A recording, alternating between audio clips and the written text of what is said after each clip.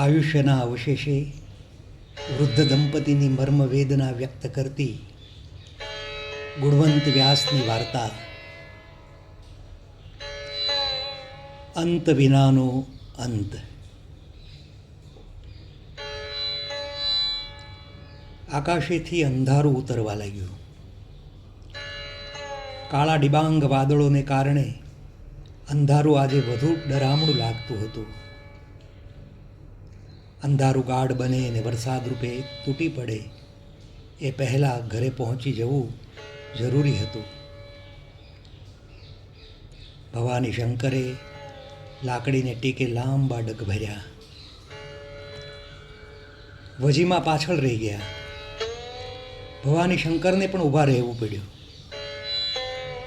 વજીમાના પગ આજે કેમેય ચાલતા નહોતા. એક તો ગંઠિયો વા ને બીજી ઉંમર, પણ નહીં, કારણ તો કંઈક જુદું જ હતું. ભવાની શંકરની પીડ નજરથી એ છાનું રહી ન શક્યું. જોકે એ વાતને અત્યારે ઉખેડવા કરતાં દાબી દેવામાં જ સાર હતો. વજીમાં ભાંગી પડશે એનો ભય પણ ખરો. એમ તો અનુભવી ભવાની શંકર પણ ક્યાં નહોતા ભાંગી પડ્યા. કદાચ આ પહેલો પ્રસંગ હતો જેમાં બંને પતિ પત્ની એક સાથે આઘાત પામ્યા હોય. જોકે ભવાની શંકર ઉંબરો છોડતા જ સ્વસ્થ થઈ જતા, પણ વજીમા માટે એ ઘણું કપરું. ભવાની શંકરે વજીમાનો હાથ પકડ્યો. હાથ પકડતા જ વેદના જાણે વિસરાઈ ગઈ. જીવમાં જીવ આવ્યો. ચહેરા પર રાજીપો રેલાયો.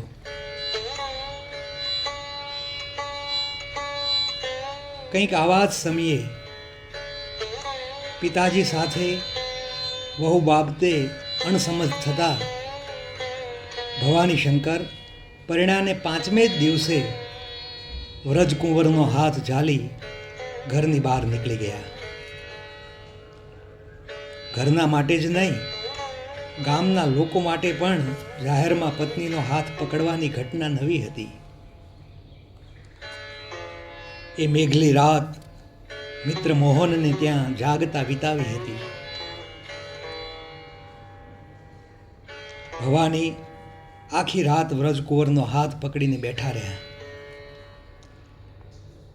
બીજે દિવસે બાની વિનંતી કાને ધરી ઘેર તો આવ્યા, પણ પિતાજી સાથે ગાંઠ પડી ગઈ. અંતર ન જ ઘટ્યું.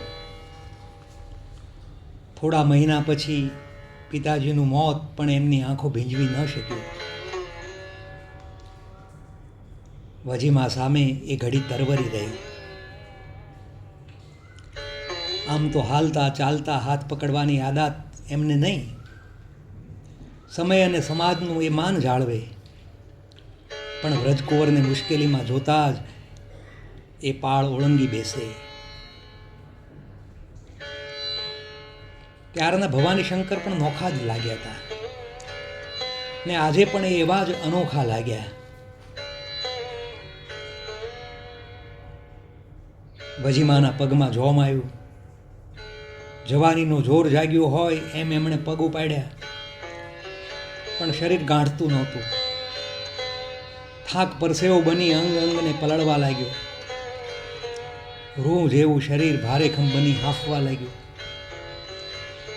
શ્વાસ ચડતા એ ઊભા રહી ગયા. એક ડગલું આગળ ચાલતા ભવાની શંકરથી હાથ છૂટી ગયો, પણ એમ એ છૂટવા દે તેમ નહોતા. અટકી, પાછા વળી, ફરી હાથ ઝાલ્યો. બંધ ઘરનો ઓટલો જોતા ત્યાં દોરી જઈ બેસાડ્યા. બાજુના ઘરમાંથી પાણી લાવી ઉતાવળા થયેલા ભવાની શંકરને વજીમાએ હાથના ઈશારે રોક્યા. પહોંચી જવાશે એવું આશ્વાસન બંધાયું. ભવાની શંકરને થયું, આજે શહેરમાં હોત તો રિક્ષાએ મળી જાત ને જરૂર પડે ડૉક્ટરને બતાવી દેત. પણ વજીમાની હઠે ગામ ન છૂટ્યું. એક જ જીદ, જે ખોરડું જાતે ઊભું કર્યું એને આમ જીવતે જીવ વેચી દેવું કે બંધ રાખીને ખંડેર બનાવી દેવું નહીં પોહાય. ભવાની શંકરના પરસેવાનો પૈસો ને વજીમાની મહેનતનો પરસેવો બંને ખર્ચાયા હતા આ ઓરડામાં. એને ખાલી કરીને ખાલી થઈ જવા કરતા ભર્યું ભાદરું આ ખોરડું ખોટું શું હતું? માટીનું માથલું માટે ચડાવતા કે ત્રાંબાની હેલ હેઠે ઉતારતા ભવાની શંકરનું અડી જવું, એવી અઢળક યાદો આ ઓરડે અભરે ભરી હતી. એને આમ છોડીને જવા વજીમાં તૈયાર નહોતા. વિચારે ચડેલા ભવાની શંકરને ઊભા થયેલા વજીમાએ ઢંઢોળ્યા. ત્યારે ઝબકીને જાગ્યા હોય એમ વજીમાં હાથ ઝાલતા લાંબા ઢગ ઝડપભેર ભરવા લાગ્યા. આગળ થઈ ગયેલા ભવાની શંકરનો હાથ ખેંચતા બોલ્યા, થોભો, એમ ક્યાં આગળ નીકળી જાઓ છો? ભવાની શંકર પણ ધીમા પડ્યા ને વજીમાને આગળ થવા દીધા. આગળ પાછળની આ રમતમાં વય જાણે વિસરાઈ ગઈ. ઘર નજીક આવવા લાગ્યું. કદમ સાથે થયા, પણ ઘરમાં પહેલો પગ તો વજીમાએ જ મૂક્યો. ભવાની શંકર એમને અનુસર્યા.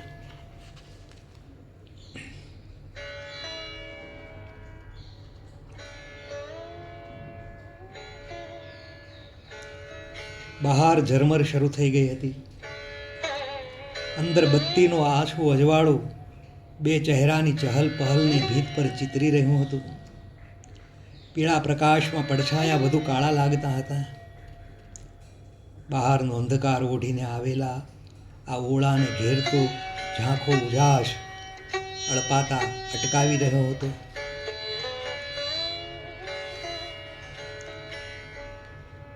ભૂખ તો ખાસ નહોતી, ખાવાનું મન પણ નહોતું. તોય ભવાની શંકર બે કેળા અને વાડકામાં દૂધ લઈ આવ્યા. હા ના કરતા વજીબાને ખવડાવ્યું, પીવડાવ્યું. પોતે પણ એક કેળું ખાઈ દૂધ પીધું. ઉતાવળે અંતરસ આવતા જ જાળવીને પીવો હવે કહેતા વજીમાં ખાટલામાં બેઠા થઈ ગયા. વાતાવરણ હળવું કરતા ભવાની શંકર બોલ્યા, કોઈ યાદ કરતું હશે. વજીમાં ખુલ્લા બારણા બહાર તાકી રહ્યા ને પછી લાંબો નિસાસો નાખતા પુત્ર જયસુખને યાદ કર્યો. બોલ્યા, યાદ કરનારો તો ક્યાંય આઘો જતો રહ્યો.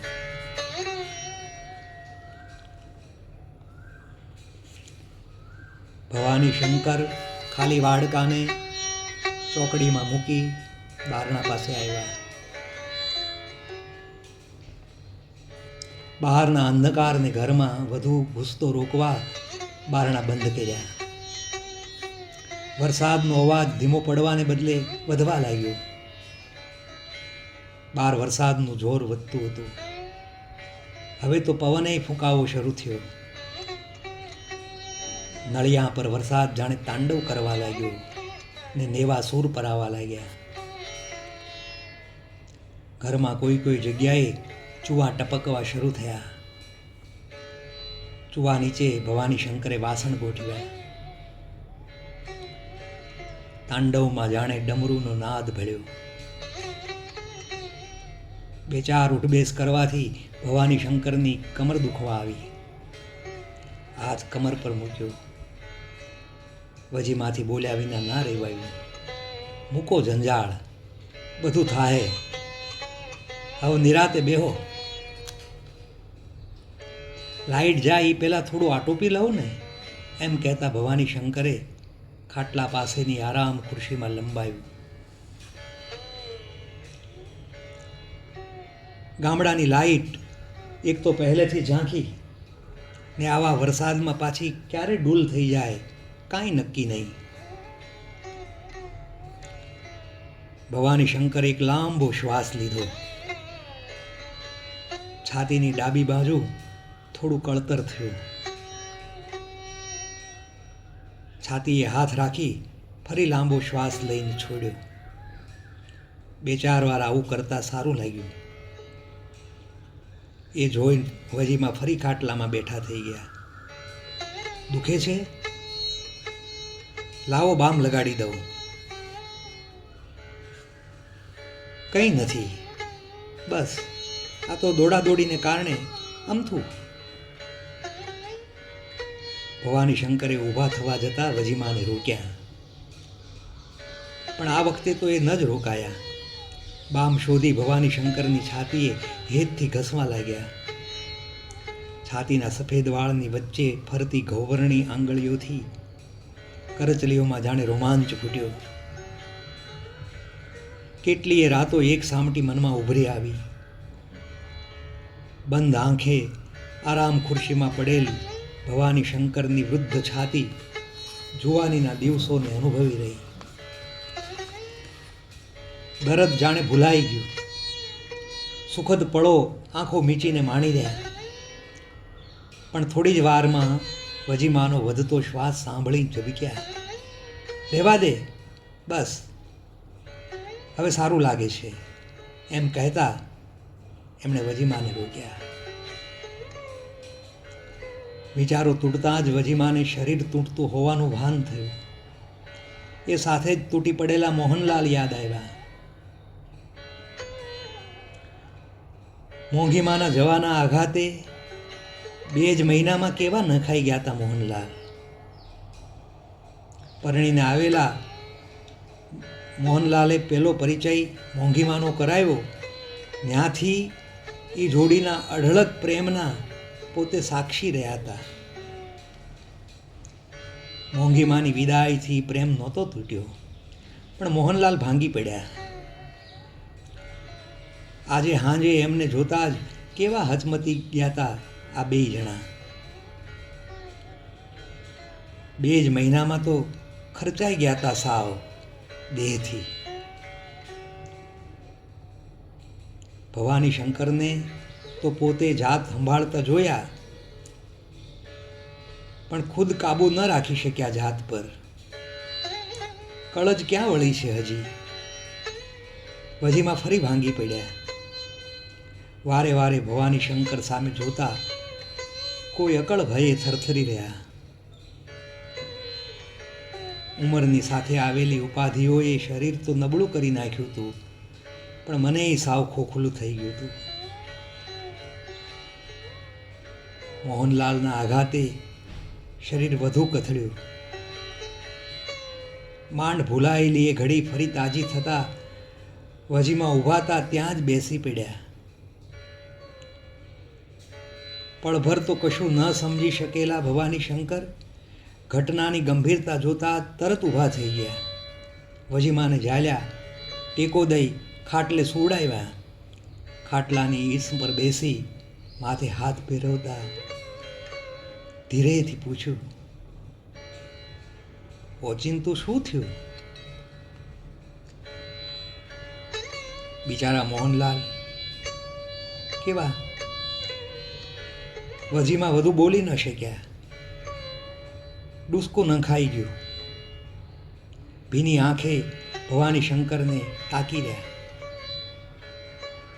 ગંભીરતા સમજી ગયેલા ભવાની શંકર પાણી લઈ આવ્યા. ટેકો દઈ વજીમાને બેઠા કર્યા. પાણી પાવા લાગ્યા. એટલામાં લાઈટ એક ઝાટકા સાથે જતી રહી. ભવાની શંકરને વિષય બદલવાનો મોકો મળ્યો. રોજની રામાયણ છે આ લાઈટની.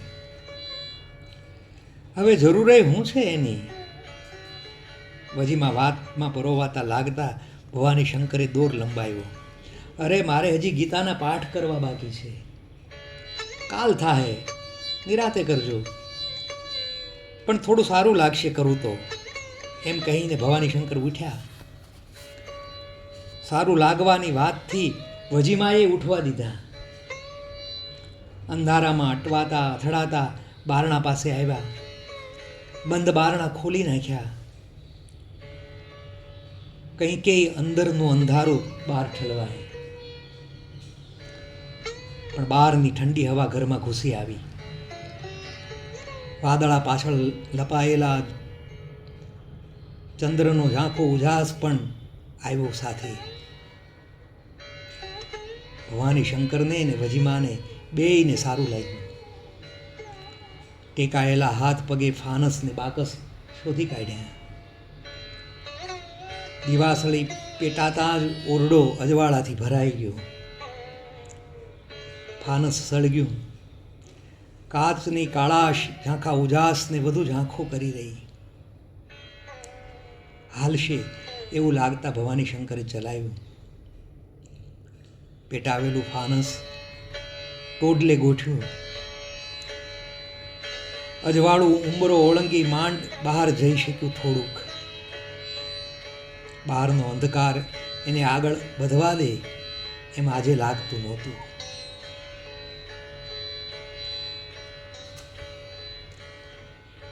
ખુલ્લા બારણામાંથી કોઈ આવવાનું હોય એમ વજીમાં એક ધારું બહાર જોઈ રહ્યા. દૂર ગયેલો કોઈ ચહેરો ઉપસાવથી ભોંટી પડેલી આંખો નોંધારી બનતા ભીની થઈ, પાછી વળી. ભવાની શંકરે ભગવદ્ ગીતા હાથમાં લીધી. ખુરશી વજીમાના માથા તરફ એ રીતે ગોઠવી કે ફાનસનું અજવાળું ગીતા પર પડી શકે અને બારણા બારે નજર રહી શકે. ભવાની શંકર ગીતામાં પરવાયા. ઓરડામાં મૌન ભીસાતું રહ્યું. બહાર વરસાદ બધું ભૂંસી નાખવા ઉતાવળો બન્યો ને યાદોનું પૂર આંખોને છલકાવવા લાગ્યું. ભીંસે દુસકાનું રૂપ લીધું. ત્યારે ભવાની શંકર ગીતામાંથી બહાર આવ્યા. વજીમાનો વલોપાત કળી ગયા. માથે હાથ પહેર્યો. ગીતાનું મનન હવે બોલકું બન્યું. ગતાસુંશ્ચ નાનું શોચંતી પંડિતા. ડુસકા ધીમા પડ્યા પણ અટક્યા નહીં. ભવાની શંકરનો હાથ વજીમાને માથે ફરતો રહ્યો. અજો નિત્ય શાશ્વતોયમ પુરાણો ન હન્યતે હન્યમાને શરીરે. ડુસકા વધુ ધીરે ધીરે સંભળાતા હતા. હજુ ગીતાનો પાઠ ચાલુ રહ્યો. માથે હાથ ફરતો રહ્યો. હળવે હળવે ધીમા થતા ડુસકા અંતે અટક્યા, પણ આંખોની ભીનાશ ન સુકાય. ભવાની શંકર એ ભીનાશ અનુભવતા રહ્યા. નૈનમ છિંદંતિ શસ્ત્રાણી નૈનમ દહતિ પાવક ન ચૈનમ ક્લેદયન્ત્યાપો ન શોષયતિ મારુતઃ. માથે ફરતા હાથને ગરમાવાનો અનુભવ થયો. ફરતો ફરતો હાથ અટક્યો. ગાલ ગળું તપાસ્યું. શરીર આખું ધગતું હતું. ગભરાટ ચહેરા પર ઉપસી આવ્યો. આ સ્થિતિમાં ભવાની શંકરનો ઉફાળો હાથ વજીમાને ભૂતકાળમાં દોરી ગયો.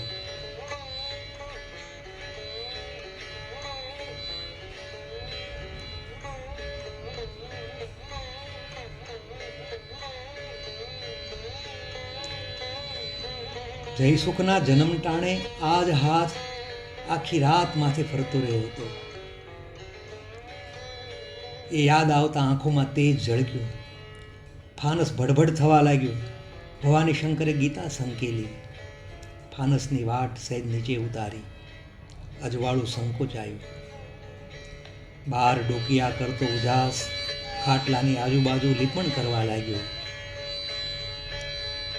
આ જાજુ નહીં જ ચાલે એવું લાગતા ભવાની શંકર બીજો માર્ગ ખોળવા ઊભા થતા હતા ત્યાં વજીમાએ રોક્યા. ઈશારાથી હાથ માથે ફરતો રાખવા જણાવ્યું. ફરી હાથ ફરવા લાગ્યો. શરીર હવે તાવડીની માફક તપતું હતું. વિરોધ છતાંય ઊભા થયા. તાંસળીમાં થોડું પાણી લઈ એમાં મીઠું નાખ્યું. ખિસ્સામાંથી રૂમાલ કાઢી જબોળ્યો. થોડો નિતારી વજીમાની કપાળે મૂક્યો. રૂમાલની ભીનાશ આંખોની ખારાશમાં ભળી. ઓશિકાને ભીંજવવા લાગી. ડૂમો ફરી ભરાયો.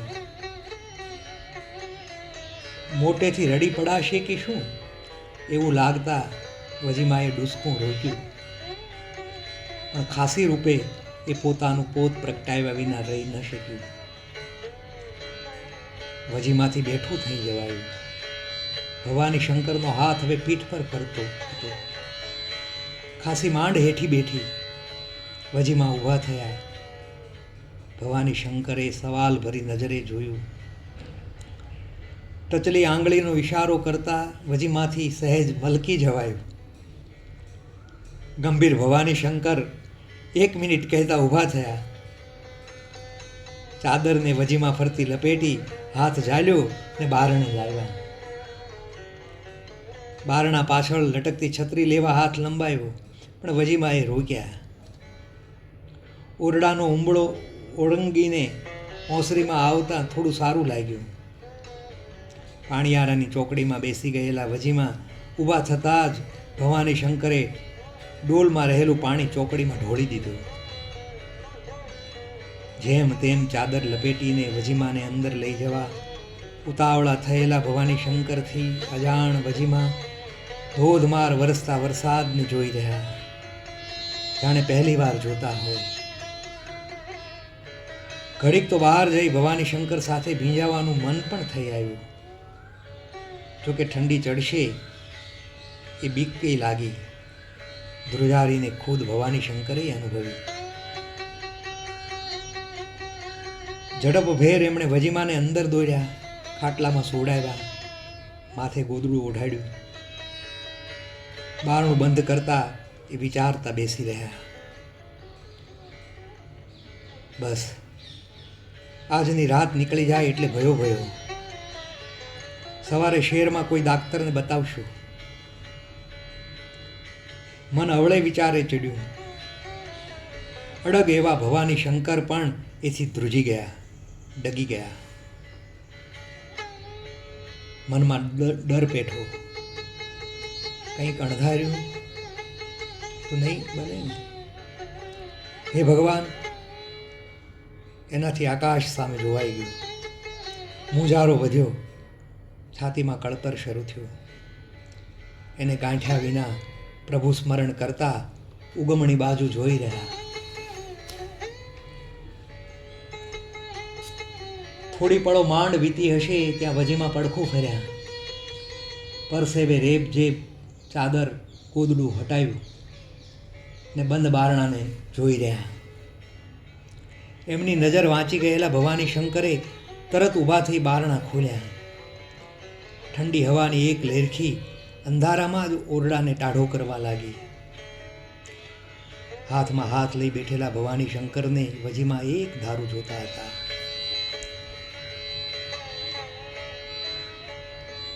અઢારમે વર્ષે પરણીને આવેલા વજીમાને ત્યારે દેખાયેલો ભાવ આજે ફરીથી ભવાની શંકરના ચહેરા પર આછા ઉજાસમાં વંચાયો. જાહેરમાં ભાગ્યે જ સામું જોતા ભવાની શંકર અત્યારે એક ધારું જોતા રહી વજીમાને વાલથી ભીંજવી રહ્યા. વજીમાએ સંતોષનો લાંબો શ્વાસ લીધો. પણ બીજી જ પળે એ આંખોના નોધારાપણાના વિચાર માત્રથી શ્વાસ રૂંધાયો. છાતીમાં ભીંસ વધી. લાંબા શ્વાસોશ્વાસ પછી પણ હવાની અનુભવાતી ઘટે મોઢું ખુલી ગયું. ચારે બાજુથી અંધારું ભીડતું હોવાનો ભાવ વજીમાં અનુભવી રહ્યા. બહાર વરસાદ બધું ડૂબાડી દેવા જાણે જોર કરતો હતો ને કશુંક અંદર ઊંડે ઊંડે ડૂબી રહ્યાનો અનુભવ થતો હતો. ભવાની શંકરનો ગભરાટ વધી ગયો. કોઈ ઉપાય શોધવા એ રઘવાયા બન્યા. વજીમાની મજબૂત પકડે એમને આગા જતા રોક્યા. વજીમાની દયનીય હાલતને ભવાની શંકર ફાટી આંખે જોઈ રહ્યા. ખાટલામાં વલોવાતા જીવને ઊંચકીને અત્યારે જ શેર ભણી દોટ મૂકવાનું મન થઈ આવ્યું. પણ એ જ પળે એક મોટો આંચકો આવ્યો ને વજીમાનો દેહ પથારીમાં જ ઊંચકાય ને પટકાયો.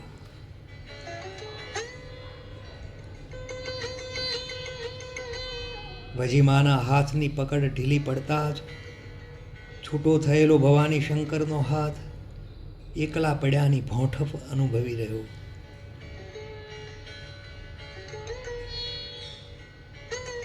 ફાનસના ઝાંખા અજવાળાએ વિદાય લીધી.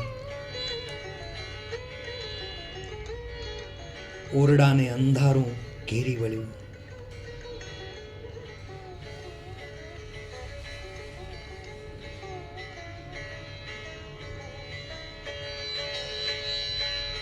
કેટલીક પળો ભવાની શંકર એમ જ બેઠા રહ્યા. કળવળતા વાર લાગી. બહાર વરસાદનું જોર ઘટ્યું ને અંતે અટક્યો ત્યારે આંખમાં આવેલા બે આંસુ લૂછતા એ ઊભા થયા. ભગવાનના ગોખમાંથી દીવડિયું શોધતા કંકુ ઢોળાયું. હાથ ને કપડાં બગડ્યા. ભવાની શંકરે એની પરવા કર્યા વિના દીવડિયું શોધ્યું. એમાં વાટ મૂકી પેટવી ઘી પૂરીને ફાનસની જગ્યાએ ગોઠવ્યું. વજીમાના અચળ દેહને ઠીક કરી ખાટલે જ બેઠા. હાથ અનાયાસ વજીમાના મસ્તકે ફરવા લાગ્યું. હાથ પર ચોટેલું કંકુ કપાળે ને માથે ફેલાયું. સેંથો હસી રહ્યો. વજીમાનો ચહેરો અંધારામાં ઉજળો જણાયો. ભવાની શંકરે એક લાંબો શ્વાસ લીધો. છાતીમાં કાંટા જેવું ભોંકાયું. કણસ વધતી લાગી, પણ ગણકાર્યા વિના વજીમાની કાયાને કરુણતાથી જોઈ રહ્યા. દેહની નશ્વરતાના તો કેટલાય પાઠ રોજ કરતા હતા પોતે, છતાં આજે ડગી ગયા. અજંપો ઘેરી વળ્યો. ઊભા થવા જતાં ખુરશીમાં જ ફસડાઈ પડ્યા. બે ઘડી દિશાઓ ધૂંધળી બની ગઈ. ખરા સમયે પુનર્જન્મના પાઠ યાદ આવ્યા અને શ્રદ્ધા સળવળી, થોડી કળવળી. ગીતાનો મંત્ર જીભે ચડ્યો. શ્લોક બનીને શોક વહેવા લાગ્યો. વાસાંસી જીર્ણાની યથા વિહાય નવાનિ ગૃહણાતિ નનોપકારની. વાસાંસી જીર્ણાની યથા વિહાય નવાનિ ગૃહણાતિ નરોપરાણી તથા શરીરાની વિહાય જીર્ણાન અન્યાની સંયાતિ નવાની દેહી. એક પળની ચૂપકીદી બાદ કોઈ અગોચર પડે ઊંડે ઊંડેથી આપોઆપ એક મંત્ર ઉગી આવ્યો. જાણે વજીમાને જ કહેતા હોય એમ નાભીમાંથી નાદ નીકળ્યો. મય્યેવ મન આદસત્વમ મયી બુદ્ધિમ નિવેશય નિવસિષ્યસી મય્યેવ અત ઉર્ધ્વમ ન સંશય.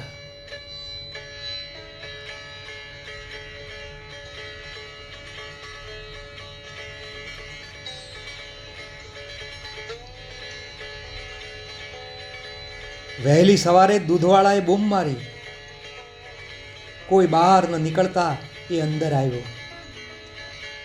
પથારીમાં પોઢેલા વજીમાં ને ખુરશીમાં થીજેલા ભવાની શંકરને જોતા જ દૂધવાળો ચોંક્યો. ગભરાટમાં બહાર દોડી આવી બૂમાબૂમ કરવા લાગ્યો. આડોશી પાડોશીએ આવીને જોયું તો પ્રસન્ન ચહેરે પોઢેલા વજીમાના હાથમાં હાથ રાખી કાયમને માટે આંખો મીચી સૂતેલા ભવાની શંકરના ગાલ પર 2 આંસુ ઠરી ગયા હતા.